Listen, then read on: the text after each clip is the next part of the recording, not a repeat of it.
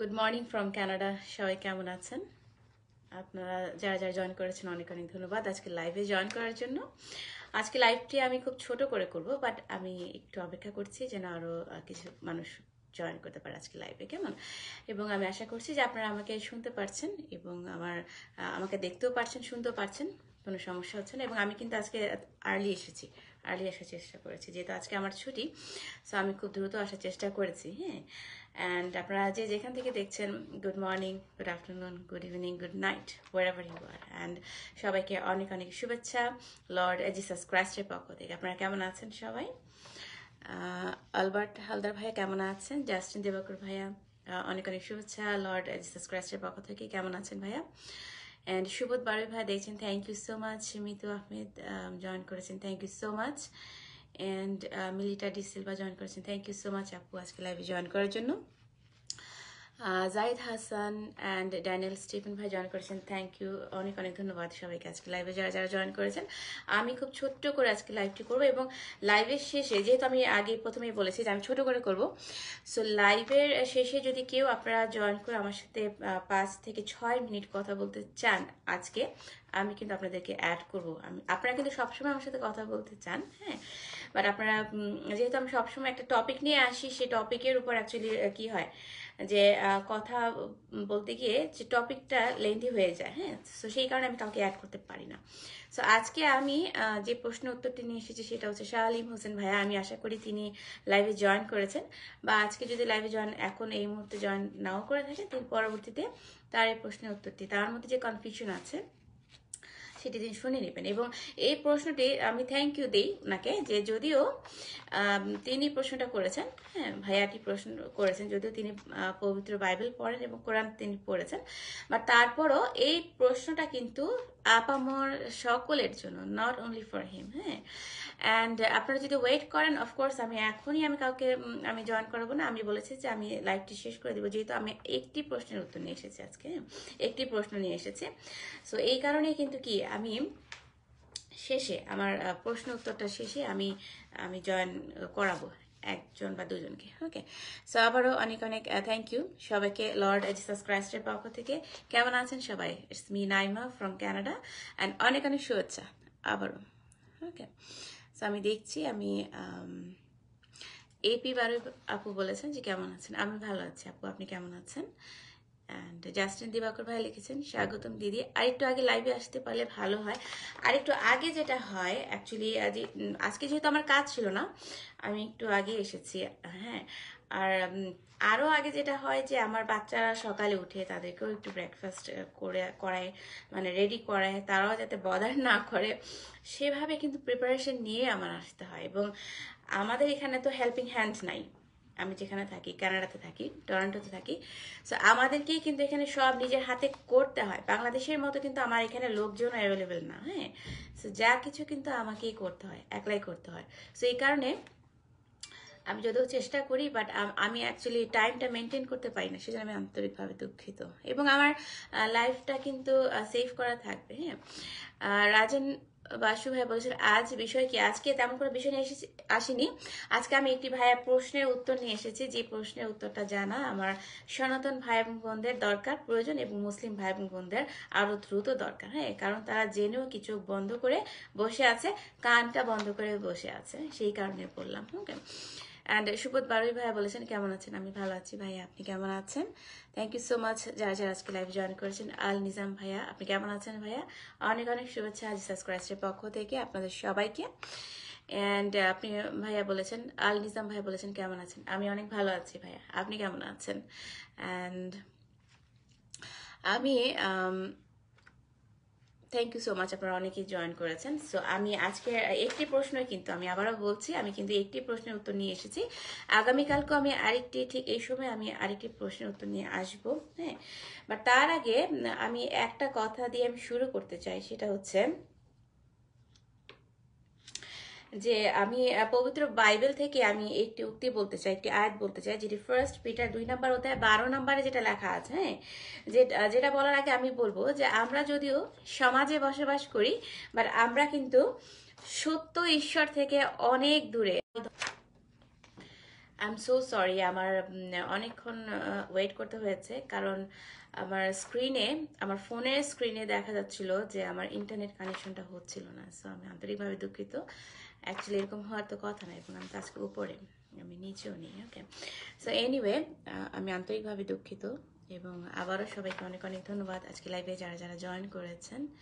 হ্যাঁ, and MD Sujan মিয়া বলেছেন কেমন আছেন? আমি ভালো আছি ভাই, আপনি কেমন আছেন? ওকে, সো আমি যেটা বলতে চাই যে ফার্স্ট পিটার 2 নম্বর অধ্যায় 12 নম্বরে কি লেখা আছে, যে তোমরা এমন লোকদের মধ্যে বসবাস করছো যারা সত্য ঈশ্বরে বিশ্বাস করে না, তারা বলতে পারে যে তোমরা ভুল কাজ করেছো। হ্যাঁ, সো এই যে আমরা অনেক অনেক মানুষের মাঝে বসবাস করছি, অনেক অনেক ভুল দেবতাদের মাঝে বসবাস করছি। হ্যাঁ, আপনি সত্য ঈশ্বরের বাণীগুলো প্রচার করবেন, বলবেন তাদের কাছে, তারা আপনাকে কি করতে পারে?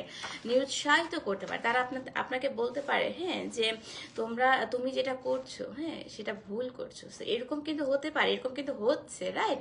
এবং এই যে আমি যখন কথাগুলো বলি আপনারা খেয়াল করেন, এরকম কিন্তু হচ্ছে, প্রতিনিয়ত হচ্ছে এবং হবে, সেটা লেখায় আছে যে আমরা এমন লোকদের মাঝে বসবাস করি যে তারাও যেহেতু জানে না যে তারা অ্যাকচুয়ালি কোন ঈশ্বরের উপাসনা করছেন। হ্যাঁ, ঠিক সেভাবে তারা যেটা করবে যে আপনাকেও ভুল ভাল ঈশ্বরের পথে কিন্তু তারা নিয়ে যেতে পারে। তো সেই জন্য যেটা করতে হবে, আপনাকে অনেক অনেক কেয়ারফুল হতে হবে। হ্যাঁ, সেই সমস্ত মানুষের থেকে আপনাকে অনেক কেয়ারফুল হতে হবে। সত্যের বাণী ভাইয়া, থ্যাংক ইউ সো মাচ আজকে লাইভে জয়েন করার জন্য। আই এম নট শিওর, আমার ফেসবুকে মনে হয় আরেকজন সত্যের বাণী ভাইয়া আছে, সো উনি কি সেম পার্সন কিনা আমি বলতে পারছি না। এমডি ওয়ালিউল ইসলাম ভাইয়া বলেছেন যে দেবতা বলতে কি বোঝাতে চেয়েছেন। আচ্ছা, দেবতা হচ্ছে যে আপনারা, যে আমি জানি না, আপনি খুব সম্ভবত আপনি মুসলিম। হ্যাঁ, দেবতা বলতে হচ্ছে যে ভুল ভাল যে ঈশ্বর, আমি সেটা বুঝিয়েছি।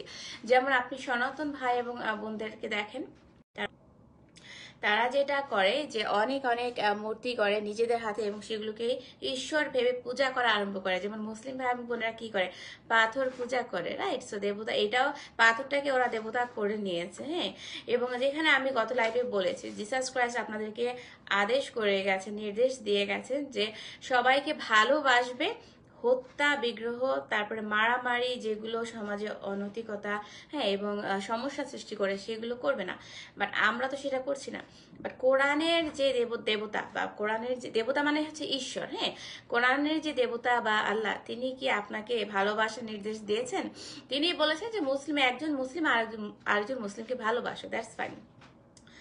বাট শুধু যদি মুসলিম ভাই এবং বোনরা তাদের নিজেদের গোত্রের মানুষকে ভালোবাসে, তাহলে অন্যান্য মানুষগুলো কার সৃষ্টি? এক আল্লাহর কি সৃষ্টি না?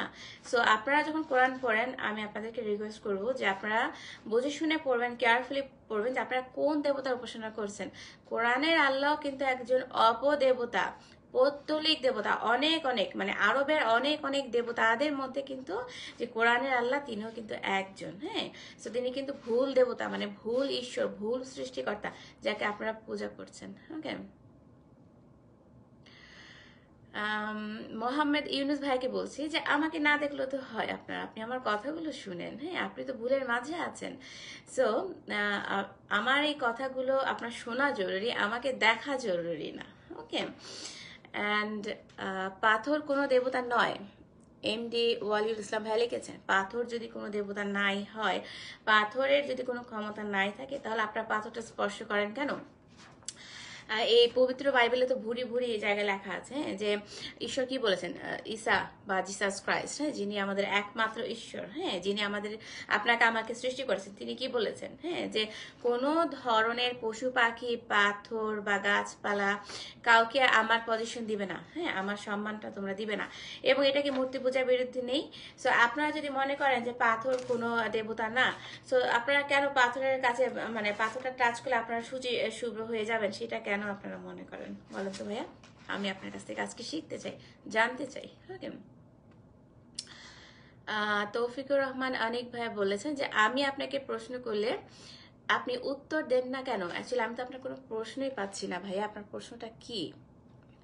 আচ্ছা, আমি আবার দেখছি। তৌফিকুর রহমান অনেক ভাইয়া, আপনি কি এখন প্রশ্ন করেছেন, মানে একটু আগে প্রশ্ন করেছেন? সরি ভাই, আমি তো প্রশ্ন পাচ্ছি না, হয়তো উপরে চলে গেছে, যেহেতু আপনারা দেখতে পাচ্ছেন না স্ক্রিনে, বাট আমার এখানে কিন্তু আমি স্ক্রিনে দেখতে পাচ্ছি অনেক অনেক মানুষ জয়েন করেছেন। অ্যান্ড হয়তো অনেকে জয়েন করার জন্য নেমগুলো যেহেতু উঠে হয়তো উপরে চলে যায়। সো দয়া করে ভাইয়াটিকে আমি বলছি, তৌফিকুর রহমান অনেক ভাইকে বলছে আপনি প্রশ্নটি আবার করেন। Okay, thank you so much Kinkar Payas ভাইকে, thank you so much. Kamal Hossain ভাই লিখেছেন সুন্দর আলোচনার জন্য বোনকে অনেক অনেক ধন্যবাদ, থ্যাংক ইউ সো মাচ। আলোচনা যদি এখন শুরু করিনি, বাট আমাকে ইন্সপায়ার করার জন্য আপনাকে অনেক অনেক ধন্যবাদ ভাইয়া। এবং আপনি কেমন আছেন? অ্যান্ড আরেকটা কথা মানে আমি অ্যাড করতে চাই যে please don't forget to share this videos, কারণ কি যে এই লাইভটি যদি শেয়ার করেন আরও অন্য দর্শন কিন্তু ইন্সপায়ার হবে, শুনতে পারবে। হ্যাঁ, এবং সবাইকে আবার অনেক অনেক শুভেচ্ছা লর্ড জিসাস ক্রাইস্টের পক্ষ থেকে। তার কাছে কিন্তু মাফ চাইতে ভুলবেন না। যদিও আমি সমাজে অনেক ভুল ভাল দেবতার মধ্যে আছি, ভুল ভাল ঈশ্বরের সঙ্গে বসবাস করছি, হ্যাঁ, তাদেরকে বোঝাতে হবে, কারণ তারাও কিন্তু আমি সহ তারাও কিন্তু এক ঈশ্বরের সৃষ্টি। ঈশ্বর কিন্তু 10 জন হতে পারে না, প্রশ্নই আসে না। হ্যাঁ, thank you so much Abu Sama ভাইয়া চমৎকার কমেন্টের জন্য। হাসি, আমি খুব একটা বেশি হাসি না, বাট আজকে কেন যেন হাসি চলে আসছে, হয়তো আপনাদেরকে আপনাদের কথা শুনে কমেন্ট করে খুব ভালো লাগছে এই জন্য, কারণ আপনারা যে সুস্থ ব্রেইনের অধিকারী হচ্ছেন, এই কথাগুলো আমার এই কথাগুলো শুনে শুনে ঈশ্বর যে আপনাদের মাঝে কাজ করার সুযোগ পাচ্ছে, আপনারা যে ঈশ্বরকে কাজ করার সুযোগ দিয়েছেন, হ্যাঁ, ঈশ্বরকে আহ্বান করছেন, সেই জন্যই হয়তো কি আমার মুখেও অনেক আনন্দের একটা ছাপ বহিঃপ্রকাশ হচ্ছে, রাইট? এবং এই ধরনের আনন্দ কিন্তু আপনিও পাবেন যখন আপনার মধ্যে সত্যিকার ঈশ্বর আসবে। হ্যাঁ, থ্যাংক ইউ সো মাচ সবাইকে। মিশন ভাইকে অনেক অনেক ধন্যবাদ। আপু, আপনার কথা অনেক ভুল থাকে, তাই বলছি অ্যাড অপশন চালু করে আমাকে যুক্ত করেন। আচ্ছা ভাই, আপনি শেষ পর্যন্ত থাকেন এবং আপনি আমাকে করেন, একটা মনে হয় ইনভাইট সেন্ড করতে হয়, আমি অ্যাকচুয়ালি জানি না কিভাবে অ্যাড করতে হয়, কারণ টেকনোলজিক্যালি আমি খুবই দুর্বল, উইক, এত কিছু আমি জানি না ফোনের। সো আমার আরেকটা ফেসবুক ছিল, সেটা আপনারা খেয়ে ফেলেছেন, হ্যাঁ, যে রিপোর্ট করতে করতে। সো এটা আমার নিউ ফেসবুক। সো মিশন ভাইকে বললাম, রিকোয়েস্ট করলাম যে আপনি আমাকে একটা করেন, রিকোয়েস্ট সেন্ড করেন এখানে আমার পেজে, হ্যাঁ, আমি নিব। কিন্তু আমাকে কিন্তু অনেকজন সেন্ড করেছে, তারা কিভাবে করেছে আগে আপনিও সেন্ড করেন, যখন আমার শেষ হবে, আমি 10-15 মিনিট শেষ করে দিব, তখন আমি আপনার সাথে কথা বলবো। হ্যাঁ ম্যাডাম, আপনার গলায় চাবি দেখা যাচ্ছে, এটা কি? এটা কোনো কিছু প্রতীক না, এটা জাস্ট একটা চেইন, এটা আমার মেয়ের ছিল, সো আমি সামনে পেয়েছি, তো ভাবলাম যে আমি এটা একটু পরি, এটা কোনো প্রতীক না ভাইয়া, এটা জাস্ট এমনি একটা গলার চেইন। ওকে, আলিসাম ভাইকে বলছি। ওকে, সো আমি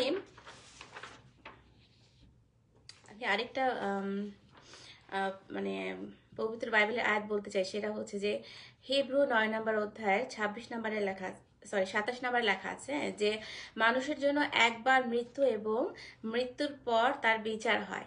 সো আমি যেটা সবসময় বলার চেষ্টা করি আসলে, যে মানুষের জন্য মানে আপনার আমার জন্য, হ্যাঁ, কিন্তু মৃত্যু একবারই হবে। এই যে এই পৃথিবী থেকে কিন্তু মৃত্যু একবারই হবে, আপনি কিন্তু সেকেন্ড টাইম এসে আবার মৃত্যুবরণ করবেন, হ্যাঁ, তারপরে আপনার সঠিক বিচারের আপনি আশা করবেন, সেটা কিন্তু সম্ভব না। তো এই মৃত্যুটা যেন আমাদের সুন্দরভাবে হয়, হ্যাঁ, এটা যেন আমরা মানে অপবিত্রভাবে মৃত্যুবরণ না করি, আমরা ঈশ্বরকে সাথে নিয়ে, হ্যাঁ, ঈশ্বরের স্পিরিটটাকে সাথে নিয়ে যাতে মৃত্যুবরণ করতে পারি, তাহলে যাতে আমরা, আপনারা যে মুসলিম ওয়েতে বলেন জান্নাত, হ্যাঁ, এবং আমরা যে বলি স্বর্গ, আমরা যেন এই স্বর্গটা লাভ করতে পারি, সেজন্য আমাদেরকে কি সচেতন হতে হবে। তৌফিকুর রহমান আনি ভাই বলেছেন যে আমি গত লাইভে প্রশ্ন করেছিলাম, যাই হোক আবার করছি। অ্যাকচুয়ালি যদি বেশি বড় প্রশ্ন করে থাকেন তাহলে কিন্তু উত্তর দেওয়া আমার পক্ষে সম্ভব না, কারণ এত বড় কমেন্ট করতে গেলে কিন্তু অনেক সময় লাগে। আচ্ছা, আপনি কি বলেছেন? গসপেল অফ জনে 8 নম্বর অধ্যায়ের 42 নম্বর ভার্সে কি লেখা আছে? যিশু তাদের বললেন, মানে হয়তো তার শিষ্যদের বলেছেন যে ঈশ্বর যদি তোমাদের পিতা হতেন তাহলে তোমরা আমায় ভালোবাসতে। আচ্ছা, আমি এখান থেকে পড়ছি, সরি, আমি আমার আইপ্যাড থেকে পড়ছি।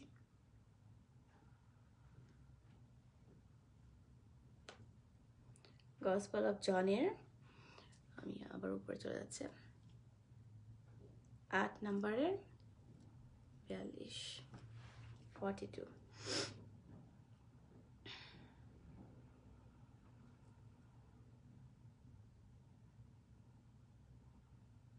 ওকে, যেখানে লেখা আছে, আপনার প্রশ্নটা ছিল গসপেল অফ জনের 8 নম্বর অধ্যায় 42, যেখানে লেখা আছে যিশু তাদের বললেন, ঈশ্বর যদি তোমাদের পিতা হতেন তাহলে তোমরা আমায় ভালোবাসতে, কারণ আমি ঈশ্বরের কাছ থেকে এসেছি আর এখন তোমাদের মাঝে এখানে আছি।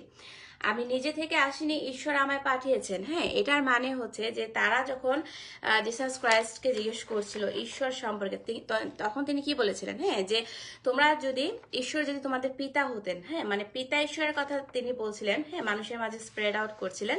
বাট তিনি কিন্তু এটাই মানুষকে বোঝানোর চেষ্টা করছিলেন যে পিতা আমাকে দেখা মানে পিতাকে দেখা।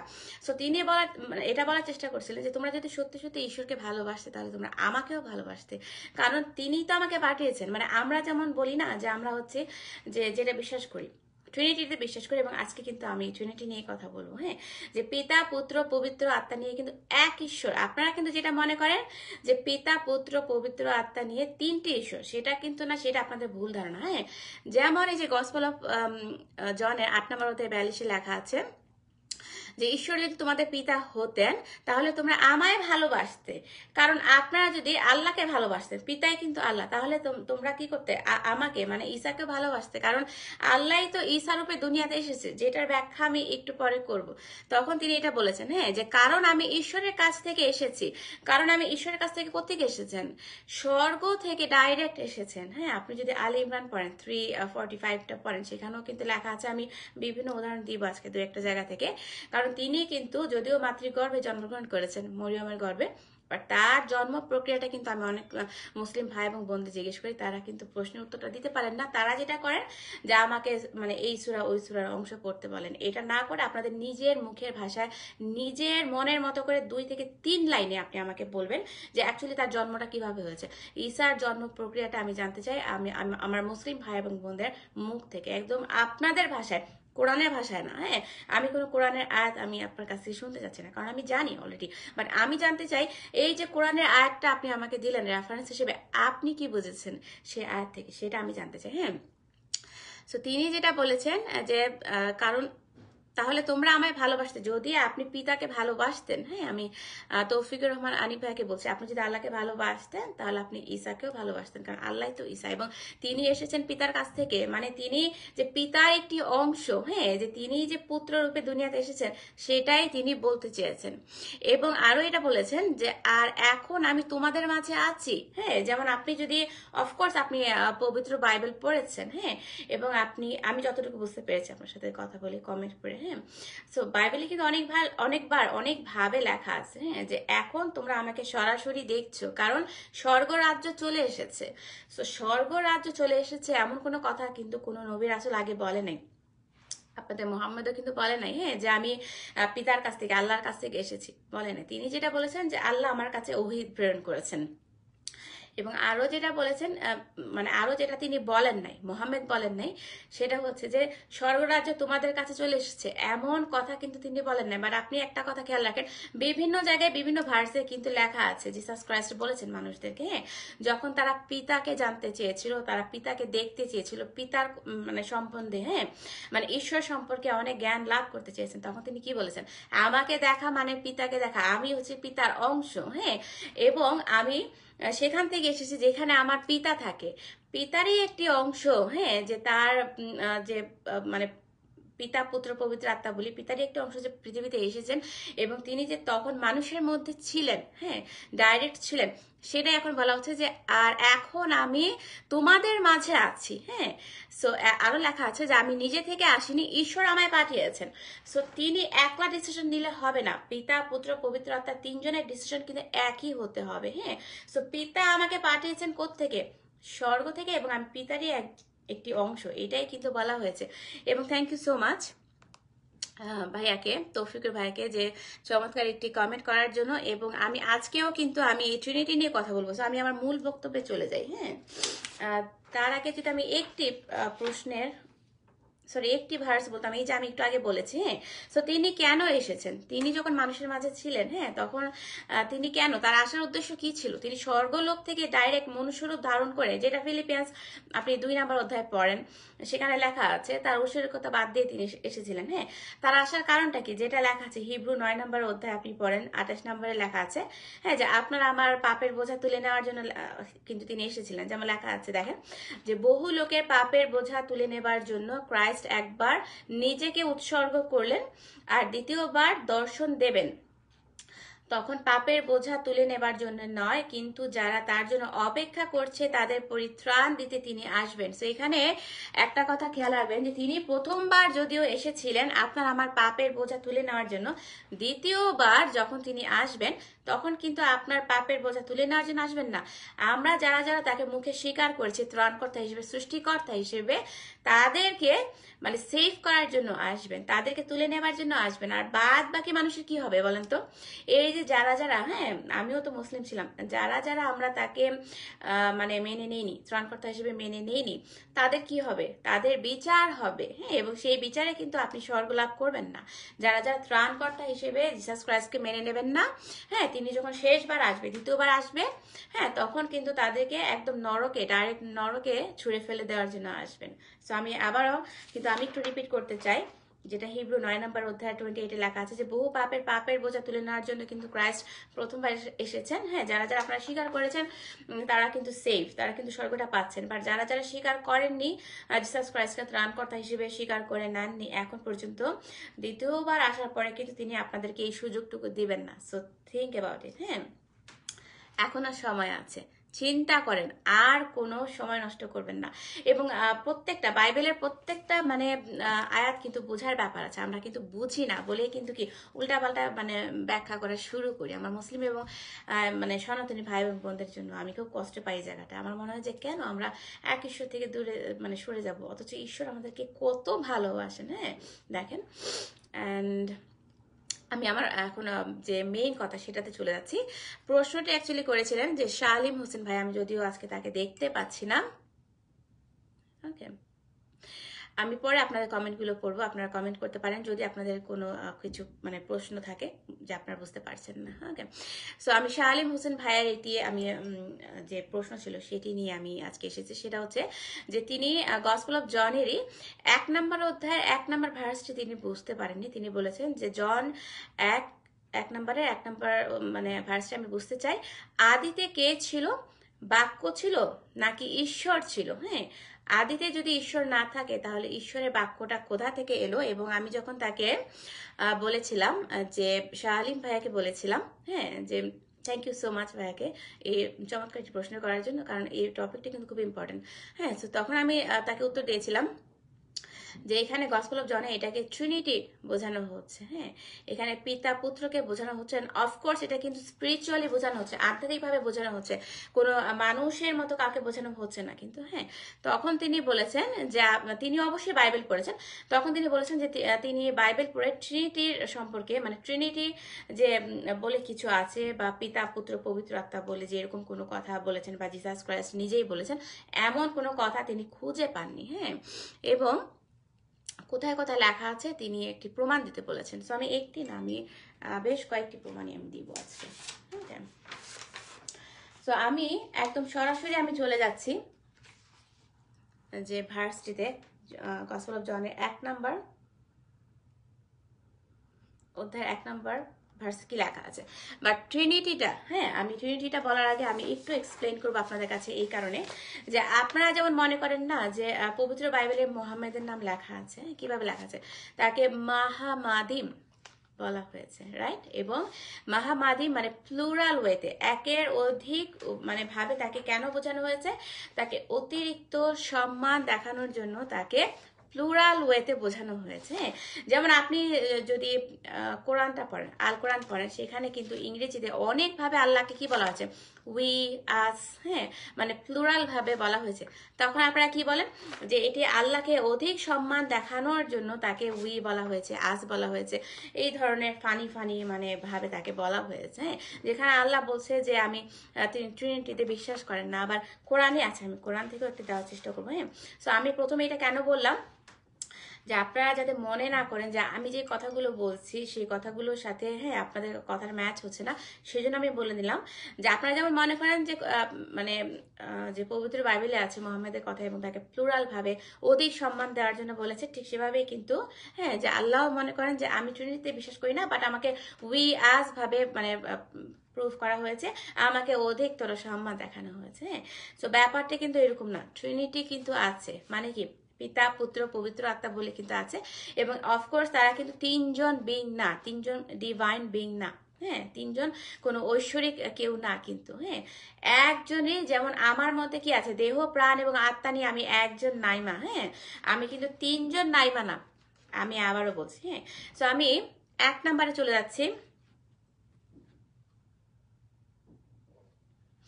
যেখানে লেখা আছে দেখেন, আমি গসপেল অফ জনের 1 নম্বরে যেটা শালিম ভাই বুঝতে চেয়েছিলেন না কিন্তু, একজনই, যেমন আমার মধ্যে কি আছে দেহ প্রাণ এবং মনে না করেন যে আমি যে কথাগুলো বলছি সেই কথাগুলোর সাথে আপনাদের কথার ম্যাচ হচ্ছে না, সেজন্য আমি বলে দিলাম যে আপনারা যেমন মনে করেন যে মানে যে পবিত্র বাইবেলে আছে মোহাম্মদের কথা এবং তাকে প্লুরাল ভাবে অধিক সম্মান দেওয়ার জন্য বলেছে, ঠিক সেভাবেই কিন্তু যে আল্লাহ মনে করেন যে আমি ট্রিনিটিতে বিশ্বাস করি না, বাট আমাকে উই আজ ভাবে মানে প্রুফ করা হয়েছে, আমাকে অধিকতর সম্মান দেখানো হয়েছে। তো ব্যাপারটা কিন্তু এরকম না, ট্রিনিটি কিন্তু আছে, মানে কি পিতা পুত্র পবিত্র আত্মা বলে কিন্তু আছে। এবং অফকোর্স তারা কিন্তু তিনজন বিং না, তিনজন ডিভাইন বিং না, তিনজন কোনো ঐশ্বরিক কেউ না কিন্তু, একজনই, যেমন আমার মধ্যে কি আছে দেহ প্রাণ এবং আত্মা নিয়ে আমি একজন নাইমা, আমি কিন্তু তিনজন নাইমা না, আমি আবারও বলছি। তো আমি 1 নম্বরে চলে যাচ্ছি, যেখানে লেখা আছে দেখেন, আমি গসপেল অফ জনের 1 নম্বরে যেটা শালিম ভাই বুঝতে চেয়েছিলেন যে আদিতে বাক্য ছিলেন, বাক্য ঈশ্বরের সঙ্গে ছিলেন, আর সেই বাক্যই ঈশ্বর ছিলেন। আমরা কিন্তু সবাই জানি কি যে আপনার আমার জন্মের আগে, সবকিছুর আগে, পৃথিবীর সৃষ্টির আগেও কে ছিলেন? ঈশ্বর ছিলেন, ঈসা ছিলেন, জিসাস ক্রাইস্ট ছিলেন, এটাই কিন্তু এখানে বলা হয়েছে। এবং আপনারা অনেকেই কিন্তু জানেন না যে এই যে বলা হচ্ছে যে আদিতে, মানে একদম পৃথিবীর শুরুতে, সবকিছু শুরুতে, সবকিছু মানে প্রাণ সঞ্চারণের আগে, প্রাণ সৃষ্টির আগে যে আমি ছিলাম, বাক্য ছিলেন, বাক্যটা কে বলেন তো? এখানে বাক্যটাই কিন্তু লর্ড জিসাস ক্রাইস্ট বা ঈসাকে বলা হচ্ছে, এবং বাক্য ঈশ্বরের সঙ্গে ছিলেন, মানে কি বাক্যকে কিন্তু কি বলা হয় যে ঈসা বলা হয়, এবং ঈসাকে কিন্তু আমরা বাইবেল অনুসারে কি বলি, আমরা পুত্র বলে থাকি। সো পুত্র ঈশ্বরের সঙ্গে ছিলেন, মানে পুত্র পিতার সঙ্গে ছিলেন। সো এটা তো বোঝা খুব একটা কঠিন কিছু না, আমি কিন্তু ওনাকে বুঝিয়েছি, তারপরও তিনি মানে খুব তেনাপেচা করেন, এই কারণে যে তিনি বুঝতে পেরেছেন, বা তিনি এখন সমাজের ভয় করছেন, বন্ধু বান্ধবের ভয় করছেন, আশেপাশের মানুষের ভয় করছেন, যেই ভয়টা করে কোনো লাভ নাই, ওরা আপনাকে স্বর্গ দিতে পারবে না, আপনার পরিত্রাণ আপনার বাবা মা দিতে পারবে না, আপনার পরিত্রাণ, আপনার আত্মিক সালভেশন, যেটা আপনার দরকার স্বর্গে পৌঁছানোর জন্য, সেটা শুধুমাত্র জিসাস ক্রাইস্ট দিতে পারেন। এবং আপনি যদি তাকে ত্রাণকর্তা হিসেবে মেনে না নেন, তাহলে এই পরিত্রাণ জীবনও আসবে না। ওকে, সো এটা তো একদমই সোজা যে আদিতে ঈশ্বর ছিলেন, আদিতে বাক্য ছিলেন, বাক্যটাই কিন্তু ইংরেজিতে ওয়ার্ড বলা হয়েছে, এবং সেই ওয়ার্ডে কিন্তু ঈসা, মানে কি লর্ড জিসাস ক্রাইস্ট। এবং এখানে আরেকটি ভাইয়ার কথা আমি অ্যাড করব, আমি আরেকটি অ্যাকচুয়ালি এক্সপ্লেন করার সাথে সাথে আমি বলবো যে কেন আমি এটা বলছি। যে আমি গতকালকে একটি ভার্স পোস্ট করেছিলাম পবিত্র বাইবেল থেকে, যে এই যে ট্রিনিটি থেকে আমি আজকে কিছু উদাহরণ দিব। আমি কিন্তু 1 নম্বর হতে 1 নম্বরটা আমি আগেও এক্সপ্লেন করেছি, যে এখানে পিতা এবং পুত্রের কথা বলা আছে, ট্রিনিটির কথা বলা আছে, এবং পবিত্র বাইবেলে কিন্তু বিভিন্নভাবে ট্রিনিটির কথা লেখা আছে। প্রতিটা চ্যাপ্টারে আপনি যান, আপনি যদি খুব মানে মনোযোগ সহকারে পড়েন, আপনি ভুরি ভুরি ট্রিনিটি পাবেন কিন্তু, বাট আমাদের সেই মনোযোগটা নেই। সেই মনোযোগটা নিয়ে গেছে কে?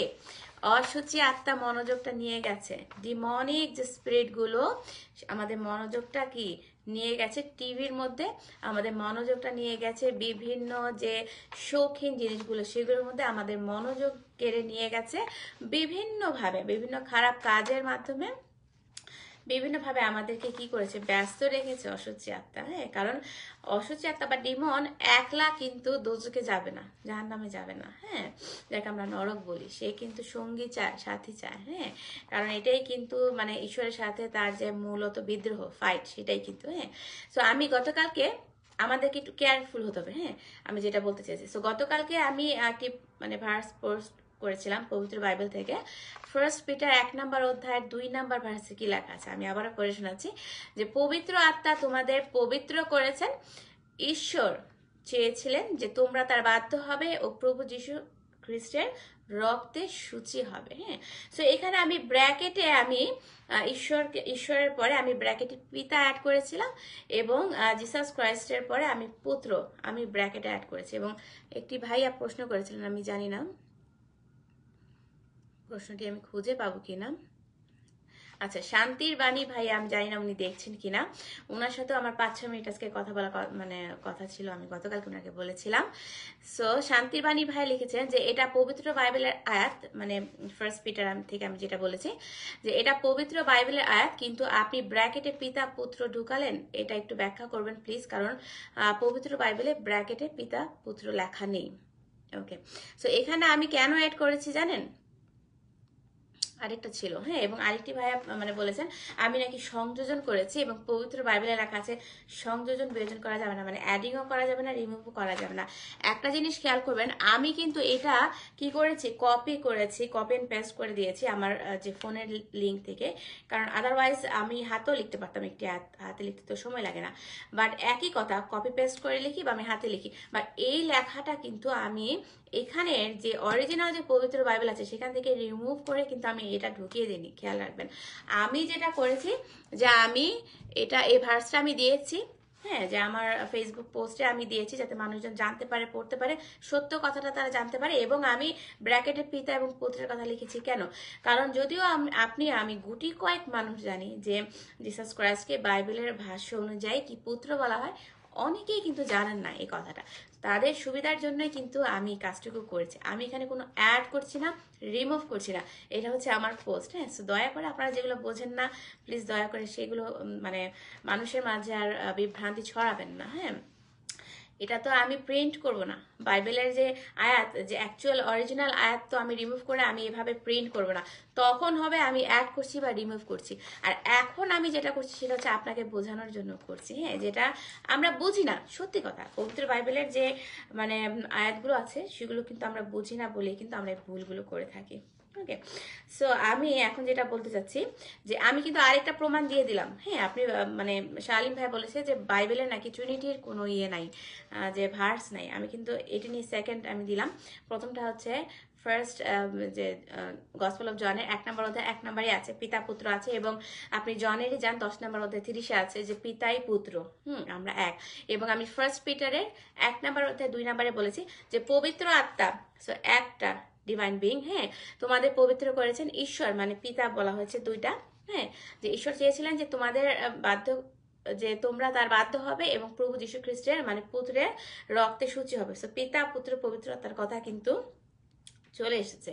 আপনি ফার্স্ট পিটার 1 নম্বর অধ্যায় 2 নম্বর ভার্সে যান, সেখানে কিন্তু পাবেন। এবং আমি যদি হ্যাঁ যে এই পবিত্র বাইবেলের প্রথম যেই মানে আয়াতটি সেটাতে যাই, সেটা আমি আপনাদেরকে পড়ে শোনাবো। হ্যাঁ, সেখানে কি লেখা আছে চলেন তো আমি একদম পড়ে শোনাচ্ছি।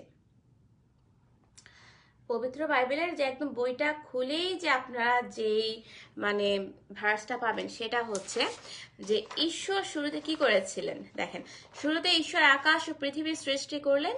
প্রথমে পৃথিবী সম্পূর্ণ শূন্য ছিল, পৃথিবীতে কিছুই ছিল না। হ্যাঁ, সো আপনি যদি এটা পড়েন, আপনি গসপেল অফ জনের 1 নম্বর অধ্যায় 1 নম্বর সাথে কিন্তু আপনি অ্যাড করতে পারেন, হ্যাঁ, ম্যাচ করতে পারেন, যে পৃথিবীতে কিছুই ছিল না, পৃথিবী শূন্য একটা প্ল্যানেট ছিল। হ্যাঁ, এটাকে জিসাস ক্রাইস্ট কি করেছেন, যে তার যে আলোটা, তার যে ঐশ্বরিক আলো দিয়ে, ডিভাইন যে লাইট দিয়ে সেটাকে তিনি ট্রান্সফর্ম করেছেন, পরিবর্তন করেছেন।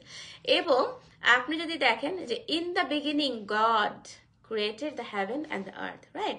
সো এটা আমি ইংরেজিতে বললাম, আপনি যদি হিব্রুতে যান এই গডকে কিন্তু কি বলা হয়েছে, এলোহিম বলা হয়েছে। এবং আপনি যদি যান গ্রামাটিক্যালি কিন্তু এটাকে এলোহিম শব্দটাকে প্লুরাল ভাবে মানে ব্যবহার করা হয়েছে, বলা হয়েছে, মানে একের অধিক ভাবে মেনশন করা হয়েছে ইন হিব্রুতে। হ্যাঁ, এবং আমি আবার বলছি এই যে প্লুরাল ভাবে ব্যবহার করা হয়েছে এলোহিমকে, হ্যাঁ, হিব্রুতে, সেই এলোহিমের মানেটা কি, প্লুরাল যে বলা হয়েছে সেটা মানে কি, সেটা মানে হচ্ছে পিতা পুত্র পবিত্র আত্মার কথা কিন্তু এখানে চলে এসেছে। হ্যাঁ, তো আমি আবারও বলছি যে পবিত্র বাইবেলের একদম প্রথম ভার্সটি যান, হ্যাঁ, যে in the beginning god created. So এই যে গড লেখা আছে এটা কিন্তু হিব্রুতেই কি কি বলা হয়, প্লুরাল ভাবে দেখানো হয়েছে। ঈশ্বরকে পিতা পুত্র পবিত্র আত্মার কথা কিন্তু চলে এসেছে। হ্যাঁ, এবং আপনি 3 নম্বর সূরা যান, আপনি 45 ভার্সে যান, সেখানেও কিন্তু লেখা আছে। হ্যাঁ, আমি যদি একটু পড়ে শুনে আপনাদেরকে, যারা যারা পবিত্র বাইবেল পড়েননি বা কোরআনও জানেন না তাদের একটু সুবিধা হবে। আমি 3 নম্বর সূরার 345 মানে সূরা আলে ইমরানের 45 নম্বর ভার্সে কি লেখা আছে। যখন ফেরেশতাগণ বলল যে হে মরিয়ম, আল্লাহ তোমাকে তার এক বাণীর সুসংবাদ দিচ্ছেন, যার নাম হলো মাসায়া মরিয়ম তনয় ঈসা। দুনিয়াতে ও আখিরাতে তিনি মহা সম্মানের অধিকারী এবং আল্লাহর ঘনিষ্ঠ জনদের অন্তর্ভুক্ত। হ্যাঁ, সো এখানে আল্লাহ নিজেই তো ফেরেশতাদের মাধ্যমে মরিয়মের কাছে কি বাণী মানে কিসের সুসংবাদ দিয়েছিলেন? হ্যাঁ, যে আমি যে কথাটা দিচ্ছি সেটাই বাণী রূপে আসছে। হ্যাঁ, যে একটা বাণীর সুসংবাদ দিলেন, তিনি একটা প্রমিজিং ক্যারেক্টারের সুসংবাদ দিলেন। হ্যাঁ, যে মাসায়া আসছেন, এবং মাসায়াটা কোত্থেকে আসবেন, কার অংশ, এটা কিন্তু তারই অংশ, নিজস্ব অংশ। সেটা আমি সূরা মরিয়ম থেকে বলবো। আল্লাহরই যে নিজের একটা অংশ আসছেন পৃথিবীতে, হ্যাঁ, যিনি দুনিয়া এবং আখিরাতের মহা সম্মানের অধিকারী হবেন, সেটা কিন্তু আল্লাহ মরিয়মের কাছে অলরেডি ফেরেশতা গণের মাধ্যমে বলেছেন। আমি আবার বলছি, ফেরেশতার মাধ্যমে কিন্তু বলেননি, তিনি অনেক অনেক বাঞ্চ অফ ফেরেশতাদের মাধ্যমে বলেছেন। যদিও মরিয়মের কাছে কিন্তু একজন মাত্র ফেরেশতা এসেছিলেন। হ্যাঁ, বা এটা কিন্তু কোরআনের একটি ভুল, যে তিনি কি বলেছেন, আলে ইমরান সূরার 45 নম্বর লেখা আছে আল্লাহ মরিয়মের কাছে ফেরেশতাগণকে পাঠিয়েছেন, একের অধিক ফেরেশতাকে পাঠিয়েছেন। হ্যাঁ, তো সেটা কিন্তু একটি ভুল আমি আজকে ধরিয়ে দিলাম লাইভের মাধ্যমে। হ্যাঁ, তিনি কি বলছেন, এক বাণীর সুসংবাদ দিচ্ছেন। এই বাণীটাকে কিন্তু ইংরেজিতে ওয়ার্ড বলা হয়, আপনারা যদি ইংরেজিটা পড়েন। হ্যাঁ, আমি যদি একটু আপনাদেরকে পড়ে শোনাই। When the angel said, "O Mary, indeed Allah gives you good tidings of a word from him."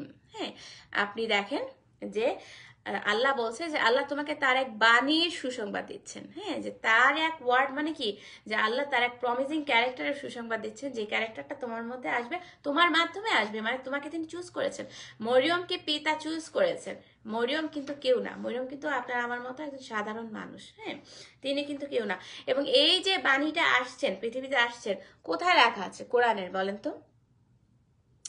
আপনি যদি সূরা মরিয়মে যান, সেখানে কিন্তু পরিষ্কারভাবে লেখা আছে। বা তারপরও কি আমি আপনাদেরকে পড়ে শোনাতে চাই আপনাদের সামনে, যারা যেন আপনারা বলেন যে না আমি এটা বানিয়ে মানে বলেছি, সেটা যেন আপনারা না বলতে পারেন। হ্যাঁ, আপনারা যদি সূরা মরিয়মে যান, 17 নাম্বার যে আয়াতে সেখানে লেখা আছে যে অতঃপর তাদের থেকে নিজেকে আড়াল করার জন্য সে পর্দা করলো, মানে মরিয়ম পর্দা করলো। অতঃপর আমি তার কাছে, মানে আল্লাহ মরিয়মের কাছে আমার রূহ প্রেরণ করলাম, মানে আল্লাহর নিজের যে পাক রূহটা আছে সেটা মরিয়মের কাছে প্রেরণ করেছেন। হ্যাঁ, এবং সে তার নিকট পূর্ণ মানবাকৃতিতে আত্মপ্রকাশ করলো। তো এই যে আল্লাহর যে পাক রূহটা, হ্যাঁ, যে আত্মপ্রকাশ করলো, কিভাবে আত্মপ্রকাশ করলো বলেন তো? একটু আগে আমি কি বলেছি, মানব রূপে, হিউম্যান ফর্মে তিনি আত্মপ্রকাশ করেছেন।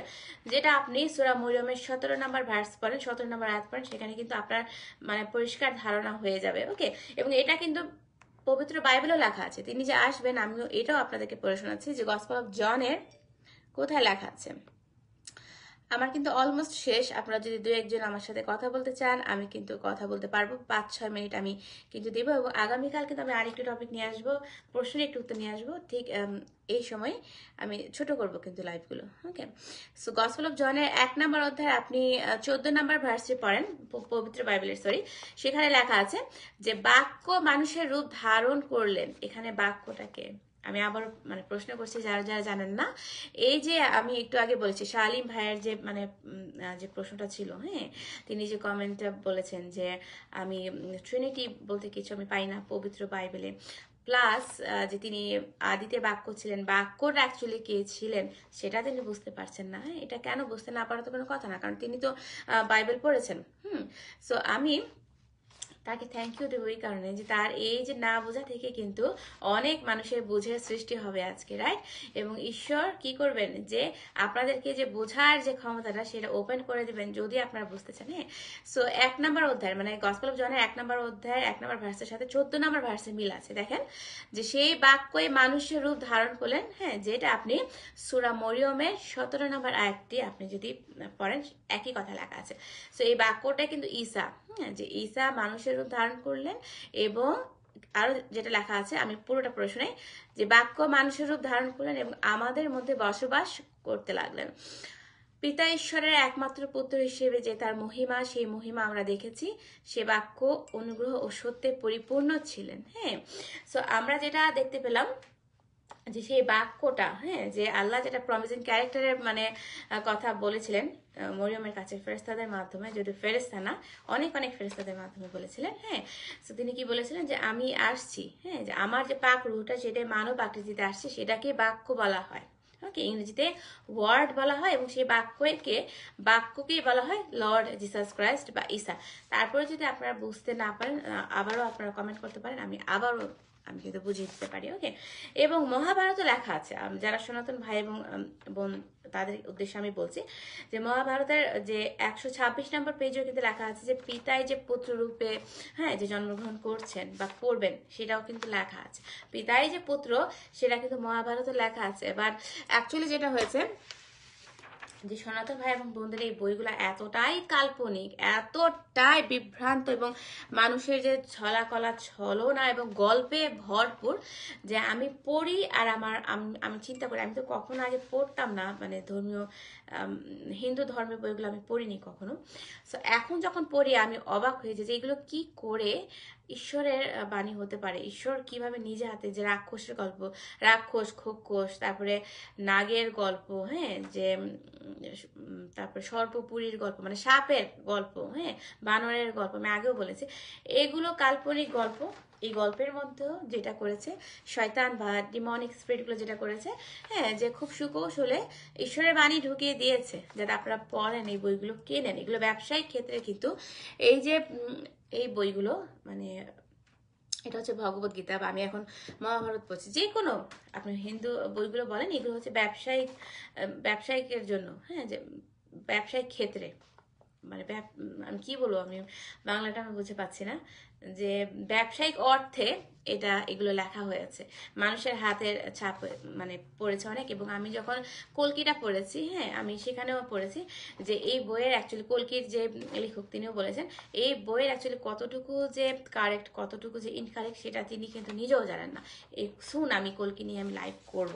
ওকে, সো আমি আশা করি আপনারা যে এই ট্রিনিটি নিয়ে আপনাদের যে ভ্রান্ত ধারণা সেটা কিছুটা হলেও আপনারা মানে প্রশ্ন উত্তরটি পেয়েছেন এবং এই ভ্রান্ত ধারণা থেকে আপনারা মুক্ত হয়েছেন।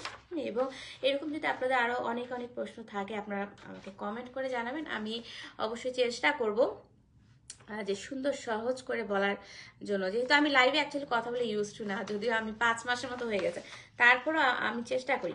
এবং আমি আরেকটি কথা বলবো শেষ করার আগে, আমি আরেকটি উদাহরণ দিব পবিত্র বাইবেল থেকে। অনেক অনেক উদাহরণ আছে, আমি কিন্তু মানে ভুরি ভুরি উদাহরণ দিতে পারবো, বাট গসপেল অফ ম্যাথের উদাহরণটা আমি দিব। তার আগে আমি বলবো আপনারা যদি আদি পুস্তকের, হ্যাঁ, একদম যে পুরাতন নিয়ম, সেখানে আপনি যদি বুক অফ জেনেসিসের আপনি 11 নম্বর অধ্যায় 7 নম্বর আপনি ভার্সে পড়েন, সেখানেও কিন্তু লেখা আছে, হ্যাঁ, যে এই যে প্রথমে পৃথিবীর শুরুতে কিন্তু সমস্ত মানুষ একটা ভাষায় কথা বলতো। হ্যাঁ, এই যে আমাদের ভাষার যে ডিভাইডীকরণ, হ্যাঁ, যে ভাষার যে ভাগ ভাগ হয়েছে সেটাও কিন্তু ট্রিনিটির মাধ্যমে হয়েছে, পবিত্র আত্মাই করেছে। হ্যাঁ, সেটা লেখা আছে। এবং আপনি জেনেসিসের 1 নম্বর অধ্যায় মানে আদি পুস্তকের 1 নম্বর অধ্যায় আপনি 26 নম্বরে যান, সেখানেও লেখা আছে যখন তিনি আমাদেরকে তৈরি করেছেন, কি লেখা আছে, let us make man in our own image. হ্যাঁ, যে চলো আমরা এখন মানুষ তৈরি করি, আমাদের নিজস্ব যে ইমেজ আছে সেই ইমেজে আমরা তাদেরকে তৈরি করি। তো সেখানেও কিন্তু তাকে প্লুরাল বলা হয়েছে, আস বলা হয়েছে, হ্যাঁ, যে বাইবেল অনুযায়ী ট্রিনিটি কিন্তু বহু জায়গায় আছে। এবং আমি একদম সর্বশেষ যে উদাহরণ, আমার কিন্তু লাইফটুকু শেষ, আমি আবারও বলছি, আমি আবারও আপনাদেরকে আমি রিমাইন্ডার দিচ্ছি, যদি আপনারা কেউ আমার সাথে কথা বলতে চান 5 মিনিট আমি কিন্তু এখন আপনাদের সাথে কথা বলতে পারবো। হ্যাঁ, আমি খুব একটা সময় দিতে পারবো না। এবং আমি যে সর্বশেষ যে কমেন্টটা মানে আমি বলবো, আমি যে রেফারেন্সটা দিব 28-এর আমি গসপেল অফ ম্যাথিউ থেকে, হ্যাঁ, যে এই যে আপনারা বলেন যে জিসাস ক্রাইস্ট নিজে মুখে কখনোই বলেন নাই, হ্যাঁ, যে ট্রিনিটির কথা বলেন নাই। কিভাবে বলেন নাই আপনি দেখেন, আমি আবার বলছি গসপেল অফ ম্যাথিউ 28 নম্বর অধ্যায় 19 নম্বর কি লেখা আছে, তিনি নিজে বলেছেন, ঈসা নিজে বলেছেন, হ্যাঁ, যে তাই তোমরা যাও, তোমরা গিয়ে সকল জাতির মানুষকে আমার শিষ্য করো, পিতা পুত্র ও পবিত্র আত্মার নামে কি করো, ব্যাপটাইজ দাও, ব্যাপটিজমটা করাও। হ্যাঁ, এটা কি আমার কথা, এটা কি আপনার মুখের কথা, বা এটা কি তার শিষ্যদের কারোর মুখের কথা? অফকোর্স না, এটা তিনি নিজের মুখে বলেছেন, হ্যাঁ, যে তোমরা গিয়ে সকল জাতির মানুষের মাঝে আমার কথা ছড়িয়ে দাও এবং আমার নামে কি করতে বলো, ব্যাপটাইজ করতে বলো। আর আপনারা কতজন ব্যাপটাইজটা করেছেন বলেন তো? আমার কমেন্টের কথা মনে পড়ে গেল, যদি আমি পাই, খুঁজে পাই বলবো। হ্যাঁ, এই যে আপনারা যে বলেন যে শেষ নবী যে বলেন মোহাম্মদকে, মোহাম্মদ শেষ নবী না, কিন্তু সর্বশেষ নবী পবিত্র বাইবেল অনুযায়ী তিনি হচ্ছেন মালাকাই। এরপরে কিন্তু কোনো নবী আসবে না, এরপরে আপনি আমি হচ্ছি শিষ্য। কার শিষ্য? জিসাস ক্রাইস্টের শিষ্য। হ্যাঁ, এবং তিনি বলেছেন না এরপরে আরো একজন আসবেন স্বর্গ থেকে। অফকোর্স আপনাদের যে ভণ্ড মহানবী, হ্যাঁ, যে বীর পুরুষ নাকি কাপুরুষ, সেটা আপনারা বলতে পারেন, তিনি কিন্তু অবশ্যই কোনো জাতের নবী পড়েন না। হ্যাঁ, তিনি মিথ্যাবাদী, লায়ার এবং ভণ্ড প্রতারক হতে পারেন মোহাম্মদ। ওকে, এবং আমি আরেকটা ভার্স আমি যদি বলি যে আমি কেন এই কথা বলছি, যদি আমি খুঁজে পাই যে ঈশ্বর কি বলেছেন, দেখেন যে ঈশ্বর যে তাকে অবৈধ বলেছেন, কোথায় বলেছেন দেখেন। এবং জিসাস ক্রাইস্টের মাধ্যমে যে জেনারেশন আসবেন, হ্যাঁ, সরি, জিসাস ক্রাইস্টের আগে যে জেনারেশনটা আসবে এবং তিনি যে ডেভিডের বংশধর হবে, হ্যাঁ, এবং সেটাই যে বৈধ, সেটা লেখা আছে, অনেক জায়গায় লেখা আছে, আমি জাস্ট একটা দিলাম যে রোমান্স 9 নম্বর অধ্যায়ের সাথে কি লেখা আছে দেখেন। কিন্তু ঈশ্বর বলেছিলেন কেবল আইজাকই তোমার বৈধ পুত্র হবে। হ্যাঁ, এই যে আব্রাহাম এবং সারার একটা মানে ভুলের কারণে, হ্যাঁ, যে তাদের যে ধৈর্যের কারণে, সারার ধৈর্যের কারণে কিন্তু সারা কি করেছিলেন, আব্রাহামকে, সারারই এক দাসী হাজেরার কাছে পাঠিয়েছিলেন আব্রাহামকে, রাইট, যে তাকে একটি পুত্র সন্তান দেওয়ার জন্য। কারণ সেই সময় আগের কালে কি হতো, যে মেয়েদের যদি সন্তান না থাকতো তাহলে সমাজে সেই মেয়েটিকে বা সেই কাপলটিকে কি অত্যন্ত ছোট চোখে দেখা হতো। তো সেই জন্যই কিন্তু কি করেছিলেন, হ্যাঁ, যে যখন আব্রাহাম প্রার্থনা করেছিলেন, হ্যাঁ, এবং তার প্রার্থনা যখন গ্রান্টেড হয়েছে জিসাস ক্রাইস্টের কাছে, তিনি যখন বলেছিলেন যে আমি তোমাকে প্রমিস করছি, তোমাকে আমি একটি পুত্র সন্তান দিব, হ্যাঁ, এবং তারপরে অনেকগুলো বছর যখন মানে পেরিয়ে গেল, তখন সারা মনে করলো যে না, আমার তো এখন অনেক বয়স হয়ে গেছে, সো এখন এই বয়স্ক শরীরে আমি আর গর্ভবতী হতে পারবো না। হ্যাঁ, সো তিনি যেটা করলেন যে তার যে একজন দাসী মানে একজন দাসী ছিলেন, সেই সময় কিন্তু অনেক দাসীর প্রচলন ছিল, যদি এখন নেই। হ্যাঁ, সো সারা যেটা করলেন যে আব্রাহামকে যে ভুলিয়ে ভালিয়ে, হ্যাঁ, মানে হাজেরার কাছে পাঠালেন, এবং হাজেরার মাধ্যমে আব্রাহামের যে ছেলেটি হয়েছিল, যাকে আপনারা কি বলেন, ইসমাইল বলেন, হ্যাঁ, সেই ইসমাইলের মাধ্যমে কিন্তু আপনি দেখেন যে ইসমাইলকে কিন্তু পরবর্তীতে ঈশ্বর কি বলেছেন, যে লেট হিম গো, হ্যাঁ, যে তাকে তুমি চলে যেতে দাও, এবং তোমার যে বৈধ সন্তান, হ্যাঁ, মানে আব্রাহামকে বলেছিলেন ঈশ্বর যে তোমার যে বৈধ সন্তান সে কিন্তু ইসহাকি, কারণ ইসহাকি ছিল আমার প্রমিজিং যে ছেলেটির কথা আমি বলেছিলাম, সেই প্রমিজিং যে ছেলেটা সেটা ছিল ইসহাক, ইসমাইল না কিন্তু। হ্যাঁ, ইসমাইল হচ্ছে যে ইব্রাহিম নবী এবং সারার ভুলের ফসল, যে ভুলের ফসল আপনি দেখেন, হ্যাঁ, যে বিবাহ ছাড়া যে ছেলে মেয়েগুলো হয়, সেই ছেলে মেয়েগুলোকে কি বলা হয়, জারজ সন্তান বলা হয়, রাইট, এবং অবৈধ সন্তান বলা হয়। তো সেই ক্ষেত্রে আপনি দেখেন যে ইসমাইল হচ্ছে একটি জারজ সন্তানের মতোই কিন্তু, এবং সেই জারজ থেকে জন্ম নিতে নিতে কি হয়েছে, যে মোহাম্মদের জন্ম হয়েছে, যিনি প্রতিপালককে সেটাও জানেন না, কারণ তার যে পূর্ব বংশধর ইসমাইল, তাকে যদিও যে ঈশ্বর আশীর্বাদ করেছিলেন, বাট পরবর্তীতে সে কিন্তু ঈশ্বরের কথা মতো চলেননি, তিনি বিভিন্ন মানে গোত্রের সাথে মিশেছিলেন, এবং তিনি যেখানে তিনি মানে বসবাস করেছিলেন, সেখানে যে পেগানিজমের ছড়াছড়ি ছিল, পৌত্তলিকতা ছড়াছড়ি ছিল কিন্তু। হ্যাঁ, মানে ইসমাইল এবং হাজারা যেখানে বসবাস করেছিলেন সেখানে কিন্তু পৌত্তলিকতা ভরপুর ছিল। তো সেই কারণেই কিন্তু তিনি আরেক পৌত্তলিক গডের আন্ডারে গিয়ে পড়েছিলেন। হ্যাঁ, যদিও জিসাস ক্রাইস্ট কিন্তু ইসমাইলকে কি করেছিলেন, আশীর্বাদ করেছিলেন, ঈশ্বর তাকে আশীর্বাদ করেছিলেন, বাট তিনি সঠিক পথে থাকেননি। হ্যাঁ, আলটিমেটলি মানে শেষ পর্যন্ত কিন্তু সে সঠিক পথে থাকেনি, ইসমাইল সঠিক পথে থাকেনি। সো আবার আমি বলছি যে এই যে বৈধতার যে একটি যে পরিচয়, সেটি কিন্তু আপনি ইসাকের মাধ্যমে পাবেন। ইসমাইল কিন্তু অবৈধ সন্তান, জারজ সন্তান, এবং এই জারজ থেকে কিন্তু আপনাদের যে ভণ্ড নবী, হ্যাঁ, যাকে আপনারা মহানবী বলেন, মুহাম্মদ বলেন, সে ইসমাইল থেকে কিন্তু এসেছে, তার বংশধর। তো তার কথা শুনে আপনারা যেটা করেছেন, যে তার কথা বিশ্বাস করে আপনারা নিজেরা কিন্তু ভুল পথে চলে যাচ্ছেন। হ্যাঁ, এবং ঈশ্বরের অবশ্যই প্রমিস ছিল না, হ্যাঁ, যে ইসমাইলের প্রতি প্রমিস ছিল না, যে ঈশ্বরের যে প্রমিজিং যে পুত্র সেটা হচ্ছে আইজ্যাক, আমরা যাকে ইংরেজিতে আইজ্যাক বলি। ওকে, সো আমি ওকে শালিম ভাই, আপনার প্রশ্নের উত্তরটি কিন্তু আমি দিয়ে দিয়েছি। সো আমি জানি না আপনি কখন ঠিক জয়েন করেছেন, সেটা আমি বলতে পারছি না। সো আপনি যদি আমার লাইভটি প্রথম থেকে না শুনে থাকেন, আমি আপনাকে রিকোয়েস্ট করবো যে আপনি আবার এটি রিপিট করে শুনবেন। আজকে কিন্তু আমি আপনার প্রশ্নের উত্তর নিয়ে এসেছি, এবং কালকে আমি আরেকটি ভাইয়ের প্রশ্নের উত্তর নিয়ে আসবো, বা তারপরও আমি আপনাদের প্রশ্ন উত্তরগুলো এখন নিব, কমেন্টগুলো নিব।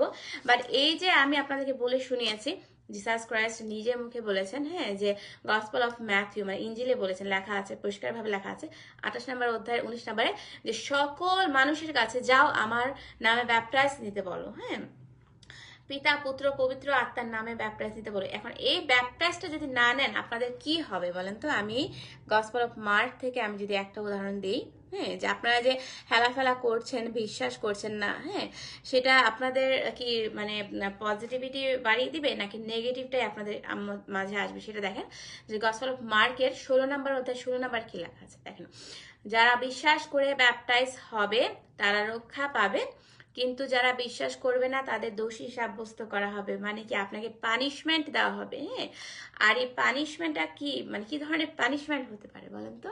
এটা কি কোনো যে স্বর্গীয় পানিশমেন্ট হবে, নাকি জাহান্নামের, দোজখের, নরকের পানিশমেন্ট হবে বলেন তো? নরকে কি থাকে? পোকামাকড় আছে, সাপ আছে, বিচ্ছু আছে, এবং আগুন আছে, তারপরে যে পুজ আছে, রাইট? সো নরকের মধ্যে এগুলোর মধ্যে আপনি হাবুডুবু খাবেন যদি আপনি ঈসার বাণীগুলো অগ্রাহ্য করেন, আপনি ঈসা মানে জিসাস ক্রাইস্টের নামে আপনি যদি ব্যাপটাইজ না নেন, তাহলে কিন্তু আপনাকে দোষী সাব্যস্ত করা হবে। হ্যাঁ, কারণ আমি কিন্তু বারবার আমি লাইভে আমি বলছি যে আপনারা লাইভগুলো শেয়ার করেন, যারা যারা জানে না তারাও যাতে জানতে পারে, সেটার সুযোগ তাদেরকে করে দেন। হ্যাঁ, এবং আমি যেভাবে পারি আমি কিন্তু আমার মতো করে আমি লাইভগুলো শেয়ার করার চেষ্টা করছি। হ্যাঁ, বাট আমি আবারও বলছি যে আমি আমার একার পক্ষে কিন্তু লাইভগুলো অবশ্যই অনেক মানুষের মাঝে শেয়ার করা সম্ভব না, কারণ যে কত কোটি মানুষের দেশ বলেন তো, বাংলাদেশ এবং ইন্ডিয়া। সো আমি কি সবার মাঝে পৌঁছতে পারবো? অফকোর্স না।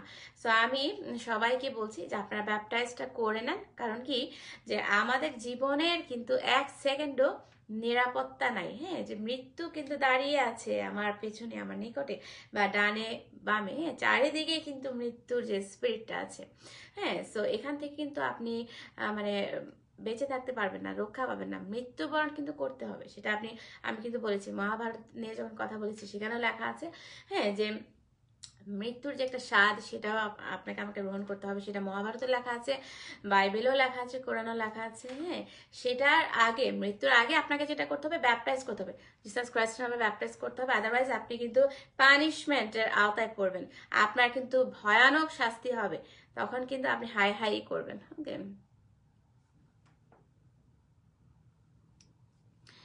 ওকে, সো আমি দেখছি আপনাদের আর কোনো কমেন্ট আছে কিনা। জেমস বাবু বিশ্বাস ভাই বলেছেন, আমি একটু কমেন্ট আপ করছি, যে আমাদের মুসলিম ভাই বোনেরা ধর্মীয় বইটি শুধু রিডিং পড়েই যায়, কিন্তু তার অর্থ জানে না, এমনকি ধর্মীয় প্রবক্তাদের জন্ম কর্ম ইতিহাস জানার চেষ্টা করেন না, আর যারাই করে তারাই সঠিক পথে গমন করে। অ্যাকচুয়ালি আপনি ঠিকই বলেছেন, তারা তাদের বইও যেমন জানে না, পড়ে না, মনোযোগটা নেই, এবং বাইবেলও তো পড়ে না। হ্যাঁ, তারা এক কথা বলে দেয় কি জানেন, যে আল কোরআনই হচ্ছে সর্বশেষ বই এবং বাইবেল হচ্ছে বিকৃত। বিকৃত কে করেছে?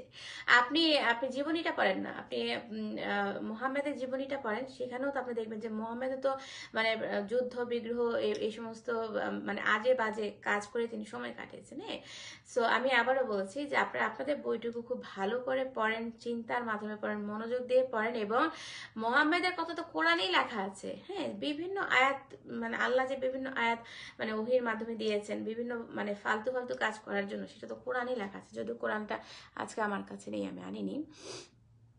অনেক অনেক ধন্যবাদ যারা যারা আজকে লাইভে জয়েন করেছেন। শালিম ভাই বলেছেন যে পিতা পুত্র পবিত্র আত্মার নামে ব্যাপটাইজ করা মানে কি ট্রিনিটি? আমি যেখানে ব্যাপটাইজ করার কথা বলছি না, আমি ট্রিনিটির মানেটা আপনাকে বলেছি, এবং জিসাস ক্রাইস্ট বলেছেন যে এই তিনটা নামে আপনাকে ব্যাপটাইজ করতে হবে। আপনি যদি ব্যাপটাইজ না করেন তাহলে আপনাকে শাস্তি পেতে হবে। পিতা পুত্র পবিত্র আত্মা তিনটাকে মানে ট্রিনিটি বলা হয়, এবং ট্রিনিটি ইকুয়াল কি ওয়ান ঈশ্বর, একটা গড। হ্যাঁ, আপনারা যেটা বুঝতে পারেন না। সো ব্যাপটাইজের সাথে ট্রিনিটি কেন আসছে, আপনি একটার সাথে আরেকটা কেন আপনি ম্যাচ করে দিচ্ছেন? হ্যাঁ, সো আপনি যখন আপনার যখন মানে খিদা লাগে, আপনি যখন হাংরি থাকেন, হ্যাঁ, তখন কি আপনি তো বাংলাদেশে থাকেন মনে হয়, আমি জানি না যদিও আপনি কোথায় থাকেন। হ্যাঁ, সো ধরেন আপনি বাংলাদেশেই থাকেন, অফকোর্স আপনার যখন খিদা লাগবে দুপুরবেলা, আপনি অবশ্যই জানেন আপনার চারপাশে মানুষগুলো, আশেপাশে মানুষগুলো আপনাকে কি খাবার দেবে। ভাত দেবে, ভাতের সাথে মাছ মাংস অথবা ডাল বা একটা ভাজি ভুজি দিবে। হ্যাঁ, সো এগুলো হচ্ছে কমন একটা জিনিস, যেগুলো ছাড়া আপনার আমার কি পেট ভরবে না? হ্যাঁ, আমিও ভাত খাই, ভাত না খাওয়া ছাড়া আমারও পেট ভরে না, যেহেতু আমি বাংলাদেশি মানুষ।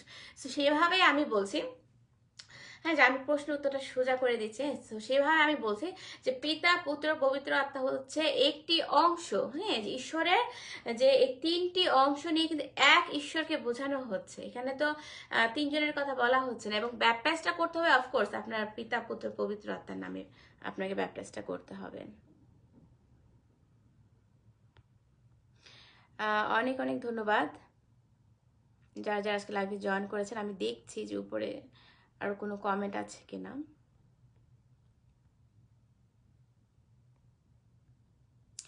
আমি অ্যাকচুয়ালি কোনো কমেন্ট পাচ্ছি না, অথবা অনেকেই জয়েন করেছেন এবং কমেন্টের ভিড়ে হয়তো আমি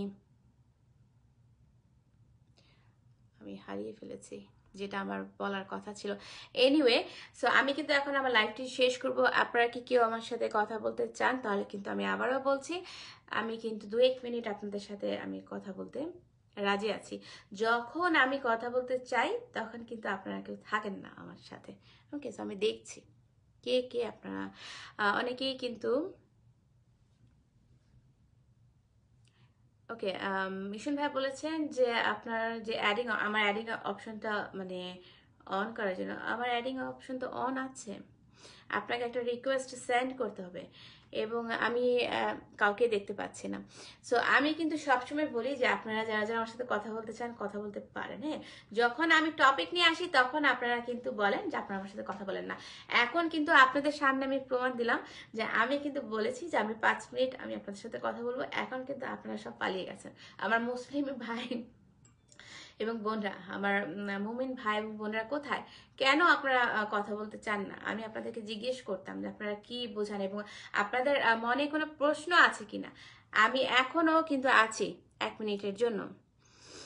শালিম ভাই, আপনি কি আমার সাথে জয়েন করতে চান? আমি কিন্তু আপনার প্রশ্নের উত্তরটি আমি দিয়েছি, এটা নিয়ে কিন্তু আমি লাইভ করেছি।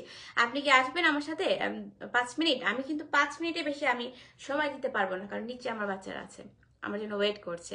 সো আপনি যদি আমার সাথে সরাসরি কথা বলতে চান, আপনি জাস্ট একটা করেন, কমেন্ট করে জানান এবং একটা রিকোয়েস্ট সেন্ড করেন, আদারওয়াইজ তো আমি আপনাকে অ্যাড করতে পারছি না। সেটাই তো আমি বললাম, আপনি যে আজ পুস্তক থেকে দিলেন সেটাই তো আমি আপনাকে একটু আগে বলে শোনালাম।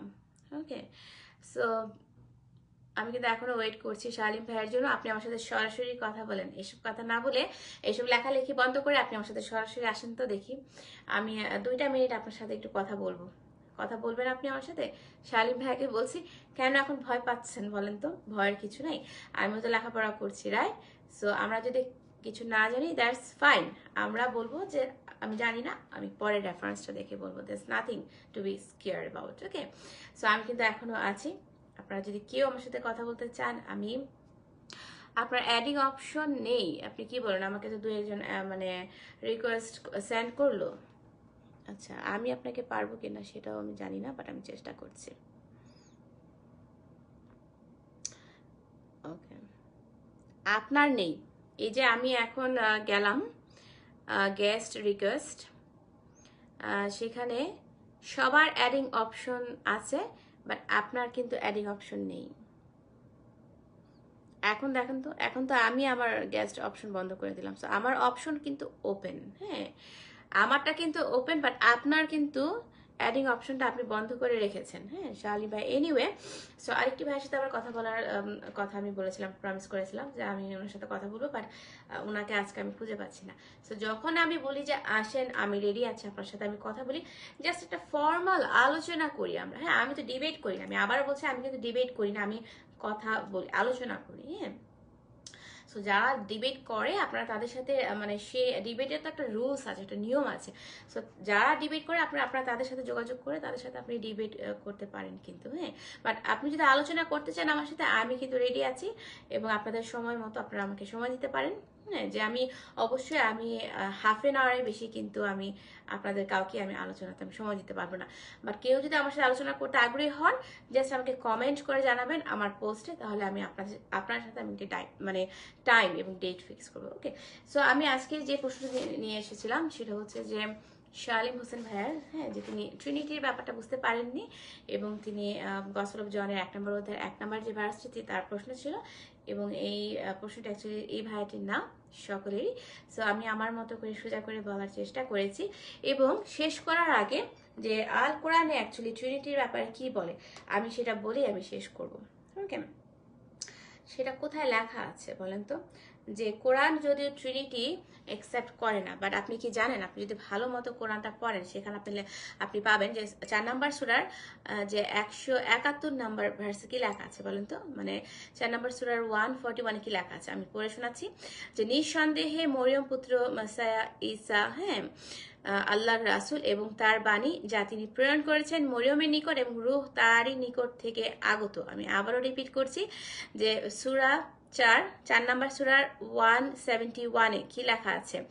নিঃসন্দেহে মরিয়ম পুত্র মসিহ ঈসা আল্লাহর রাসূল এবং তার বাণী যা তিনি প্রেরণ করেছেন মরিয়মের নিকট, এবং রূহ তারই নিকট থেকে আগত। কার নিকট থেকে আগত? আল্লাহর নিকট থেকে আগত। কারণ রূহটা কার? রূহটা তো আল্লাহর নিজস্ব, হ্যাঁ। এটা মরিয়মের কোনো রূহ না, ফেরেশতা জিবরাইলেরও কোনো রূহ না, এটা স্বয়ং সরাসরি আল্লাহর রূহ, হ্যাঁ, তার নিজস্ব পাক রূহ, হ্যাঁ। কারণ আমি যদি এক্সপ্লেন করে বলি তাহলে আপনি বুঝবেন। আমি যদি একটু ব্যাখ্যা করি যে 4 নম্বর সূরার 171-এ আমি যদি ব্যাখ্যা করি যে ট্রিনিটির সাথে এটা কি সম্পর্ক, আপনি দেখেন আপনাকে বুঝে পড়তে হবে। সেজন্য বলি যে আপনারা কোরআন পড়েন বাট বুঝেন না, বাইবেল তো বুঝেনই না, হ্যাঁ। কারণ আপনারা কি এটাকে বিকৃত করে দেন, একটা মানে ঈশ্বরের বাণীকে আপনারা বিকৃত করে দেন। অদ্ভুত ভয়াবহ এগুলো, হ্যাঁ, যেগুলো ভয়ানক গর্হিত অপরাধ, এগুলো করবেন না, হ্যাঁ। সো আমি 4 নম্বর সূরার 171 এক্সপ্লেন করছি, যেখানে বলা হচ্ছে আল্লাহর বাণী মানে হিজ ওয়ার্ড। এই ওয়ার্ডটাকে কিন্তু বাক্য বলা হয়েছে গসপেল অফ জনের 1 নম্বর অধ্যায় 1 নম্বরে, এবং সেই বাক্য যে মনুষ্যরূপ ধারণ করে এসেছে গসপেল অফ জনের 1 নম্বর অধ্যায় 14 নম্বরে কিন্তু লেখা আছে, হ্যাঁ, যে বাক্যই মনুষ্যরূপ ধারণ করে আপনার আমার কাছে এসেছে, আপনার আমার পাপের বোঝা তুলে নেবার জন্য তিনি স্বর্গ থেকে এসেছেন, হ্যাঁ। এবং যেমন লেখা আছে আপনি দেখেন যে কোরআনে লেখা আছে 4 নম্বর সূরার 171-এ হিজ ওয়ার্ড মানে আল্লাহর বাণী, হ্যাঁ, যাকে বাইবেলে কি বলে? পিতা বলে। আল্লাহকেই কিন্তু আমরা বাইবেলে কি বলি? পিতা বলি। এবং এটা হচ্ছে এক, সো পিতা। সো পুত্রটা আমরা কিভাবে বলবো? মেসেঞ্জার, মানে আল্লাহর বাণী মানুষ রূপে পৃথিবীতে আগমন করেছেন, হ্যাঁ। তিনি হলেন কে? যে ঈসা। কোত্থেকে এসেছেন? যে স্বর্গ থেকে ডাইরেক্ট এসেছেন। কারণ আমরা জানি যে পিতা কোথায় থাকেন? স্বর্গে বসবাস করেন, তিনি পৃথিবীতে থাকেন না, হ্যাঁ। এবং এই যে তিনি রসুল রূপে এসেছেন, হ্যাঁ, আল্লাহর বাণীটাই তিনি এসেছেন, মানে মনুষ্যরূপ ধারণ করে এসেছেন পৃথিবীতে, হ্যাঁ। যে তাকে যদিও আল্লাহ রাসূল বলা হয়েছে, রাসূলদের মধ্যে কিন্তু ক্যাটাগরি আছে, হ্যাঁ। তিনি কিন্তু সাধারণ কোনো রাসূলের ক্যাটাগরিতে যাবেন না। তিনি কিন্তু মুসা নবীর মতো, দাউদ নবীর মতো বা আইজাক নবীর মতো কোনো সাধারণ মানে কোনো রসুল বোঝানো হচ্ছে না ঈসাকে। এখানে যেটা বোঝানো হচ্ছে জিসাস ক্রাইস্টকে, যে তিনি মেসেজ নিয়ে এসেছেন, অ্যাজ আ মেসেঞ্জার রূপে তিনি স্বর্গ থেকে ডাইরেক্ট মেসেজ নিয়ে এসেছেন আপনার আমার কি পাপ মুক্তির জন্য। সেই ক্ষেত্রে তাকে মানে মেসেঞ্জার বলা হয়েছে, রসুল বলা হয়েছে, বাট এটা আপনাদেরকে বুঝতে হবে। এবং তাকে আমরা কি কি বলে থাকি? পুত্র বলে থাকি, সান বলে থাকি, হ্যাঁ। এবং 3 নাম্বারটা হচ্ছে এই যে আল্লাহ বলেছেন যে রূহ তারই থেকে আগত, মানে যে পাক রূহটা যে আল্লাহ থেকে মানে এসেছে সেটা লেখা আছে, এবং সেটাকেই কিন্তু আমরা পবিত্র আত্মা বলি, যেটাকে আমরা ইংরেজিতে হলি স্পিরিট বলি, হ্যাঁ। সো আমরা কিন্তু যে তিনটা যে প্রমাণ আমি দিয়ে দিলাম, হ্যাঁ, যে যে পিতাকে কিন্তু মানে আল্লাহকে আমরা কি বলি, পিতা বলি, এবং যে মেসেঞ্জার মানে রাসূলকে পুত্র বলা হয়। সো পিতা, পুত্র এবং পবিত্র আত্মা মানে রূহ, পাক রূহ, হ্যাঁ, পবিত্র আত্মা। সো সেটাকেই কিন্তু হোলি স্পিরিট বা পবিত্রতা বলে, আপনারা যেটা বলেন। সো আপনি দেখেন যে তিনজনেই কিন্তু কি করছে, যে এই যে মানে ডিভিনিটিটুকু ক্লেম করছে, হ্যাঁ, যে যে ঐশ্বরিকতাটুকু কিন্তু ক্লেম করছে তিনটি সত্তায়, হ্যাঁ। তো এখানে কিন্তু তিনজন ঈশ্বর না, এখানেও কিন্তু পিতা, পুত্র, পবিত্র আত্মাকে বলা হচ্ছে। এবং আমি আবারও বলি, আপনি যদি ইঞ্জিলে যান, গসপেল অফ জনের 10 নম্বর অধ্যায় 30 নম্বরে লেখা আছে যে আমিও পিতা আমরা এক, হ্যাঁ। যে ঈসা বলছে যে আমি যেমন পিতা, পিতাই আমি। সেখানে কিন্তু দুজনের কোনো মানে থাকার প্রশ্নই আসে না। আমি আবার বলছি যে কোরআনে কিন্তু আপনারা পাবেন ট্রিনিটির যে ব্যাখ্যাটা, আপনি 4 নম্বর সূরার 1 নম্বর 171 আপনি পড়বেন, সেখানে কিন্তু আপনি ট্রিনিটির ব্যাপারটা আপনি খুঁজে পাবেন। ওকে, সো আজকে লাইভটা আমি শেষ করছি। যদিও আপনারা কেউ, আমি শালিম ভাইকে বলেছিলাম অ্যাড হওয়ার জন্য, আপনার সাথে আমি সরাসরি কথা বলতে চেয়েছিলাম, বাট এনিওয়ে নেক্সট টাইমে আপনার কি অ্যাডিং অপশনটা অন করে তারপরে আসবেন। আমি কিন্তু এখন থেকে আপনাদের সাথে সরাসরি কথা বলতে চাই। এখন কিন্তু আপনারা সব কি করবেন, পালিয়ে বেড়াবেন আমার মুসলিম ভাই এবং বোনরা, রাইট? সো আমি একটা প্রশ্ন হলো করতে চাই, দুনিয়ার প্রশ্ন আমি লাইভে আনবো না, কারণ আমরা অল্প অল্প করে শিখবো, জানবো, রাইট? বাট আমরা কিন্তু যে কোনো সময় মরে যেতে পারি, সেটাও কিন্তু খেয়াল রাখতে হবে, হ্যাঁ। তো আমি আগামীকালকে কিন্তু ঠিক এই সময় আমি আসবো, আমি আরেকটি প্রশ্নের উত্তর নিয়ে আমি আসবো, হ্যাঁ। তো সেই পর্যন্ত সবাই ভালো থাকবেন, সুস্থ থাকবেন। May Lord Jesus bless all of you. Amen in Jesus name.